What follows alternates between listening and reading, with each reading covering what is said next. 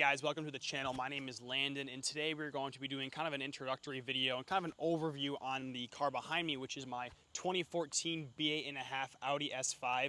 I have currently owned this car for exactly 1 year as of 2 days ago now. So, like I just said, I've had this car for a year, and I'm gonna kind of be doing like a walk around of everything I've done to this car modification-wise and maintenance-wise. Now, when I purchased this car, I was lucky enough to find this car within the state. It was only a 2-hour drive, and I picked it up with 58,000 miles. Now, I've done a lot of driving this year, more than usual, and now the car is about to hit 74,000 miles, just for some perspective. Now, if there's anyone new to the Audi platform, this is an all-wheel drive car. I have the DSG transmission, the dual clutch, then I also have the only option that comes in this car, unlike the B8 S5, which comes with a 4.2-liter V8, this, the B8.5 generation S5, only comes with a 3-liter supercharged V6. So hopefully that clears some things up for you guys. Now, maintenance-wise, what have I done with this car over the last year of ownership and 15,000 miles? Well, you might think it's a lot, but I've actually done nothing other than basic maintenance. I mean, I did do brakes and rotors, stuff like that. We will get into that, but I'm talking about when it comes to reliability, I have not had actually anything go wrong with this car. I've just done oil changes, tire rotations, and the very basic stuff. This car has been nothing but reliable to me, and I will keep taking care of it. And again, if you take care of these cars, they will take care of you. But anyways, let's get into some of the basic maintenance I've done on this car. Now, recently, I just did a full brake job, pads and rotors all around. So, like I said, I recently just did these slotted in drilled rotors, and I also did some OEM style pads. Again, I'm not trying to spend a ton of money, but my old brakes were pretty cooked. Now, when I first got this car a year ago, it came on some pretty burnt out Michelin Pilot Sport 4S's. Now, me being in Michigan and this being my one and only car and my daily driver, I went with these Bridgestone all season. I think they're Bridgestone Potenzas, but these are a performance all season tire, and these are great. And then as far as things like oil changes and tire rotations, now this being an all-wheel drive car, I like to do my tire rotations every single time I change my oil, which is about 5,000 miles. Again, I don't have any coolant consumption or oil consumption issues, so I still do my oil changes every 5,000 miles. Now, with the maintenance aside, let's get into the good stuff, starting with the front modification-wise. Now, I have this chrome on chrome honeycomb style RS5 style grill from Canadian Auto Performance. Now, I like this a lot because I kind of wanted to keep the chrome because, again, I have the chrome mirror caps, the chrome trim, the silver wheels, the chrome badging, and I didn't want to be tacky and block it out, and I wanted it to be unique. So this is about $300. Now, there is one aspect about it I don't like, and it's how it's not blacked out behind the emblem.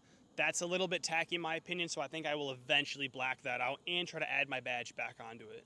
Now, coming over to the wheel, tire, and suspension area, again, these are the stock wheels, the peeler wheels. They are 19 inches, but I did go ahead and get these red center caps from Mercari. I think they look super good, and they make the car pop a little bit with the red accents. Now, suspension-wise, I didn't want to get rid of my adaptive suspension by using coilovers, so I went with the 034 Dynamic Plus lowering springs, and I genuinely could not be more impressed. Ride quality-wise, they're fantastic. It really feels like OEM Plus, and you do not lose any comfort or ride quality with these springs. And again, over time they settled pretty nicely and they're really good for daily driving. Now, to achieve this fitment with these springs, I do have the 20mm 034 spacers on all 4 sides. Again, these are a 255 tire squared with the 19-inch wheels, but I mean, let's take a look at this fitment. Again, it's poking out ever so slightly, and if I zoom in here, the tire is just sitting outside of the fender. So honestly, in situations like these with the grass and everything, the fitment looks pretty nice. Again, it could be a little bit lower, but I am really happy with the fitment on this car. Now, while we are still at the front of the car, let's take a look under the hood and see what we got going on under here. I love this hood because it is by far the easiest hood to open with this giant tab right there, and struts from the factory. It's so nice. But anyways, here is my engine bay. It is a fantastic looking engine bay in my opinion. These red coil packs are stock. I love them. Again, for a 3-liter V6, this is a huge engine bay, so I really love the way this engine looks. Now, I did go ahead and upgrade the spark plugs. I guess I should have covered this under my maintenance, but I kind of forgot, to the NGK Iridium Performance plugs.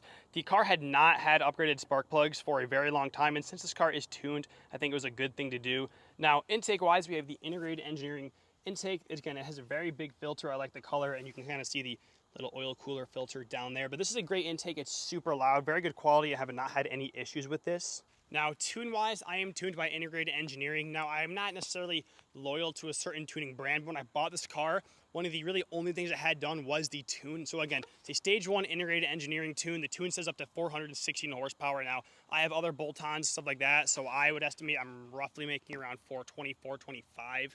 Now, this tune is great. It's been super reliable. Have not had any issues. It is a flash tune. You basically plug a little thing into your OBD2, and then with your phone, you can tune it. You can change the launch control settings, all that. So it's pretty good so far. Again, I have not experienced any other tunes, but for what it is, I'm pretty satisfied with it. Now, it's also worth mentioning that I do have the TCU tune for this car. I would not try to make a lot of power and tune your car without getting a good transmission tune. I do have the 034 rear sway bar to pair with the lowering springs. Again, this car is 4,000 pounds. It really needed it to stiffen this car up. Now, let's start to talk about the exhaust a little bit while we're at the side of the car. Now, I will get into more detail about the exhaust specifically, and I will make a separate video on that. I also do have some videos on my shorts about the exhaust. But downpipe-wise, we are running the ECS tuning downpipe with the X-pipe kit. So again, there are two downpipes that come off the test pipes, which contain the cats. The downpipes in this car do not have cats. It's confusing. They have resonators. So they're not really like a traditional downpipe. They're more like a mid-pipe, but everyone on the Audi websites and tuning companies calls them downpipes. So I have the ECS downpipes, again, two of them, and they meet to an X-pipe to kind of give it a better rumble. So now that we're at the back of the car, we can talk about the exhaust. Now, other than the tune and the drivetrain and transmission mounts under the car, the exhaust was the other thing the last owner of the car did. Now, this exhaust is from Alibaba. To basically sum it up, it's a brand called Sende. You can only buy it on Alibaba or AliExpress. So it's basically the Valvetronic equivalent from Alibaba, because it even has the exact same Valvetronic remote, which I can show you guys in a minute, but it is full titanium. It's a catback. It sounds great. Even before I did the downpipes, it sounded fantastic, but now it sounds even better paired with the downpipes in the X-pipe. So yeah, sound-wise, it sounds amazing. I've gotten so many comments saying this is people's favorite sounding 3.0T, especially paired with the downpipes and the X-pipe. And look-wise, looks great. The tips are nice. Obviously, it's super dirty, but the chrome on these is really good quality. And it's titanium, so the blue under there is kind of a little bonus. But honestly, yeah, I love this exhaust. I will make a video kind of diving deeper into my experience with this exhaust personally, because I have had a few very minor issues, but other than that, this exhaust has been great for Alibaba. So we also have a couple more goodies on the back, starting with this wing. This is a wing from a website I called Build Fast Car. It's real dry carbon, really good quality. I have not had any issues with this. I wanted something subtle, not something crazy, and this just really completes the rear, and especially paired with the diffuser back here. Now this is it's an eBay special diffuser. Again, it's real carbon. I have not had any issues. There is some damage here because someone backed into it right there, but other than that, this thing has held up great and it looks amazing. Also, my custom plate, it says whiny S5 because supercharger. It's super corny, but I mean, again, I consider a car mod because it was $80. Here in Michigan, all the plates are about $30 to $35, but to get the black, you have to pay an extra $50 just because it's black. But honestly, it looks so much better paired with this color, and anything else just wouldn't look as good. The black is definitely the move.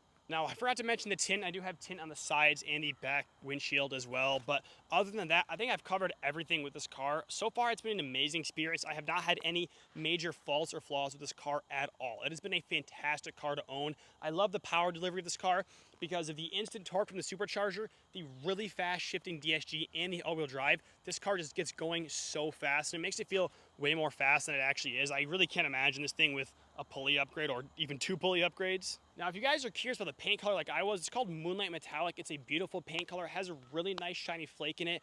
Right now, it looks more blue, but sometimes it'll look more gray, sometimes even black at night. A lot of people thought my car was black, and they saw it in the day, and they were like, oh, it's blue. But yeah, it's a gorgeous color. I really like it. It's also why I didn't want to go with black accents, because I just don't think they would have paired very well with this color. But other than that, I think I pretty much covered everything about this car, my miles, my maintenance, my mods. Let me know if you guys want to see more full-length YouTube videos, because I do kind of want to start making longer videos, but we'll see how this one performs.